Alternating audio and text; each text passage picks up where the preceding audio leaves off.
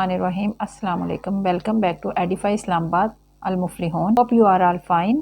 जैसा कि आपको पता है कि हमारा एक सिलसिला चल रहा है जिसमें हम डिफरेंट कंट्रीज़ के अबाउट डिस्कशन करते हैं, उनकी वीज़ा पॉलिसीज़ के बारे में, उनकी वीज़ा पॉलिसी क्या है। और आजकल जिस कंट्री के अबाउट हम डिस्कशन कर रहे हैं वो है यूएस। आजकल हम यूएस के E2 वीज़ा के बारे में this video is for you because in this video I am going to explain multiple ways, at least 5 different ways after being E2 visa आप अडॉप्ट कर सकते हैं, यूएस के ग्रीन कार्ड को क्वालिफाई कर सकते हैं। So stay with me end of this video. इस वीडियो में आपको मैं 5 वेज बताने वाली हूँ जिसकी बेस पे आप यूएसए में रहते हुए ग्रीन कार्ड को हासिल कर सकते हैं। इंटरनेशनल इन्वेस्टमेंट के लिए E2 वीज़ा एक इन्वेस्टमेंट वीज़ा है। ये एक बेस्ट अपॉर्चुनिटी है ताकि आप अमेरिका की मार्केट में एंटर हो सकें, वहाँ पे जाके आप इन्वेस्टमेंट करके अपने बिजनेस को स्टार्ट कर सकें, अपनी फैमिली को अमेरिका में लेके जा सकें, अपने बच्चों को अमेरिका में लेके जा सकें,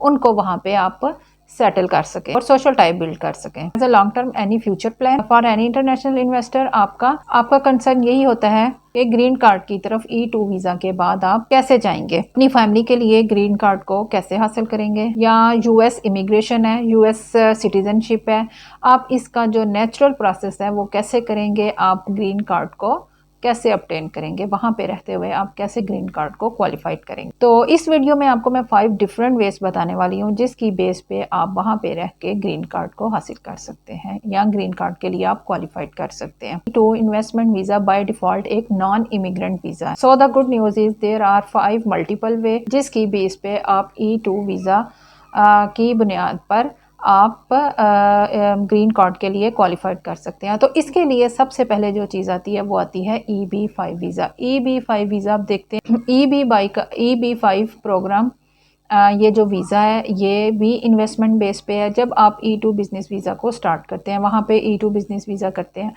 तो वो आपका बिज़नेस डे बाय डे जो सा है वो ग्रो करता जाता है। आपकी जितनी आप इन्वेस्टमेंट आपकी बढ़ती जाती है, आपका जो यानी आप E2 बिज़नेस की बेस पे ऊपर जाते जा रहे हैं, आपका बिज़नेस ग्रो करता जा रहा है, डे बाय डे आपके बिज़नेस को तरक्की मिल रही है।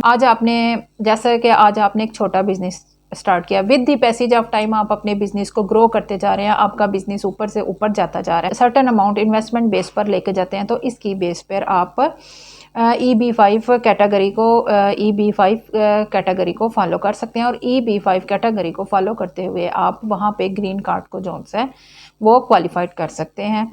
आपकी फैमिली को ग्रीन कार्ड मिल सकता है, आपको ग्रीन कार्ड मिल सकता है। देखते हैं कि EB-5 के लिए आपको कितनी इन्वेस्टमेंट की ज़रूरत होती है, इसमें कितनी कैटेगरीज आती हैं। बेसिकली देखा जाए तो EB-5 वीज़ा में भी 2 कैटेगरीज आ जाते हैं, 2 कैटेगरीज में आप इन्वेस्टमेंट कर सकते हैं। There are 2 options. अगर आप लो डेवलपमेंट एरिया में जाते हैं तो वहाँ पे जाके आप $8 लाख से आप अपना बिजनेस स्टार्ट कर सकते हैं। लेकिन अगर आप मेन मेट्रोपॉलिटन एरिया में जाते हैं तो वहाँ जाके आपको अपना बिजनेस को स्टार्ट करने के लिए $1,50,000 की इन्वेस्टमेंट की ज़रूरत होगी। ये भी चीज़ कौन सी है, ये एरिया पे डिपेंड करती है। अगर आप लो एरिया में जाएंगे तो आपको कम इन्वेस्टमेंट की ज़रूरत होगी, लेकिन अगर आप हाई एरिया में जाएंगे, मेन मेट्रोपॉलिटन एरिया में जा रहे हैं और वहाँ जाके आप अपना बिजनेस को स्टार्ट करना चाह रहे हैं तो वहाँ पे आपको ज़्यादा इन्वेस्टमेंट की ज़रूरत होगी। तो jumping of E2 business category to EB-5 business category is the one of the business program जो कि आपको इन्वेस्टमेंट बेस के ऊपर ग्रीन कार्ड की तरफ क्वालिफाइड करेगा। वो इन्वेस्टर जो इतना बड़ा इन्वेस्टमेंट बजट बर्दाश्त नहीं कर सकते, उनके लिए EB-3 जो सी है वो वीज़ा कैटेगरी आती है।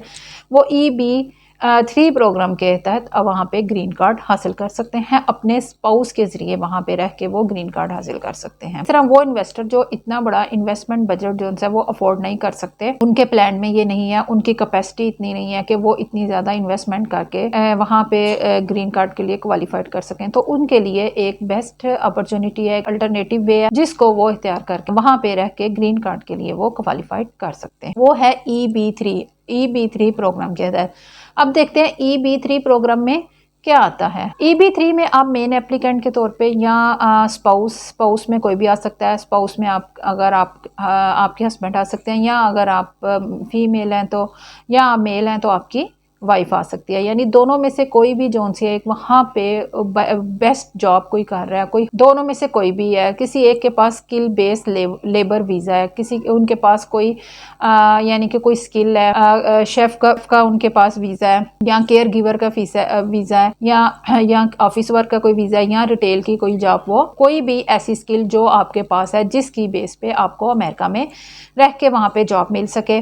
जॉब स्पॉन्सरशिप की बेस के, तो जॉब स्पॉन्सरशिप की बेस के ऊपर BE-B3 वीज़ा जो प्रोग्राम है वो आप जंप कर सकते हैं। अब यूजुअली इसमें हस्बैंड या वाइफ जिसमें दोनों में से जिसकी जॉब पोटेंशियल जो सी है वो ज़्यादा होती है, वो E2 का मेन एप्लीकेंट होता है, ताकि वो डिपेंडेंट बनता है E2 वीज़ा एप्लीकेंट। तो इसमें आप बगैर किसी इन्वेस्टमेंट के जो से हैं आप ग्रीन कार्ड की तरफ क्वालिफाई कर सकते हैं, सिर्फ और सिर्फ किस चीज़ पे, अपनी स्किल की बेस पे। This is the one of the route जिसमें आप बगैर इन्वेस्टमेंट के जरिए just base of your skill, जो योर जॉब, योर एक्सपर्टीज, आप ग्रीन कार्ड की तरफ जा सकते। अब थर्ड पे आ जाता है national investor waiver. National investor waiver में एक लिमिट सर्टन, एक स्टेज से आप ऊपर जा रहे हैं, एक्स्ट्रा ऑर्डिनरी अचीवमेंट हासिल कर रहे हैं, एक्स्ट्रा ऑर्डिनरी गोल कर रहे हैं, आपके पास एक अथॉरिटी है, आपका एक नाम है, आप अपने बिजनेस को ग्रो कर रहे हैं, बिजनेस में एक्स्ट्रा ऑर्डिनरी अचीवमेंट हो रही है, आज you are launching the business in the opportunity of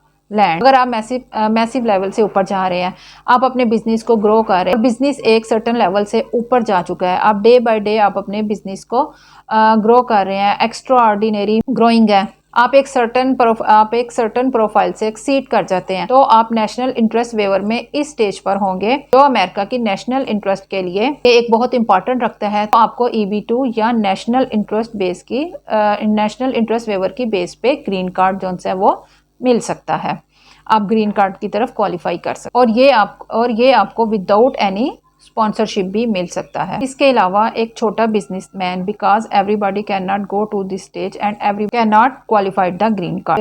E2 business visa एक वो कैटेगरी है, मिसाल के तौर पर आपके पास इंटरनेशनल लेवल पे कोई बिजनेस है और आप अपने होम कंट्री में बैठ के वो बिजनेस कर रहे हैं, और वो बिजनेस आपका इंटरनेशनल लेवल पे है, तो 1.5 से 2 साल तक E2 बिजनेस और इंटरनेशनल जो आपके पास जो आप बिजनेस कर रहे हैं वो आप चलाते रहें, तो आप मल्टीनेशनल बिजनेस इन्वेस्टर या मल्टीनेशनल बिजनेस ऑनर, जो कि EB1 बिजनेस कैटेगरी है, उसकी बेस पे आप ग्रीन कार्ड के लिए क्वालिफाइड कर सकते हैं। लास्ट में जो आ जाता है वो है यंग जनरेशन के लिए, जो आजकल की यंग जनरेशन है, जो बैचलर है, जो वहाँ पे जा रहे हैं, जो स्टडी के लिए वहाँ पे जा रहे हैं, वो वहाँ पे शादी करके जो उनसे हैं वो ग्रीन कार्ड की तरफ जा सकते हैं, वो वहाँ पे शादी करके, तो वहाँ पे उनको शादी करके ग्रीन कार्ड मिल सकता है। जब आपकी US में एंट्री हो जाती है, जब आप उसकी मार्केट देख लेते हैं, जब आप उसकी मार्केट में एंटर हो जाते हैं, तो बहुत से डिफरेंट वेज हैं जो आपके लिए डे बाय डे ओपन होते जाते हैं, आपको बहुत सी चीज़ों की जो सी है वो समझ आती जाती है। There will be lot of channels and new ways could open for you, अगर आप एक दफ़ा अमेरिका की मार्केट में एंटर हो जाते हैं। तो ये थी आज की हमारी वीडियो, जिसमें मैंने आपको बताया कि किस तरह आप अमेरिका में रहकर बिजनेस में आप ग्रीन कार्ड की तरफ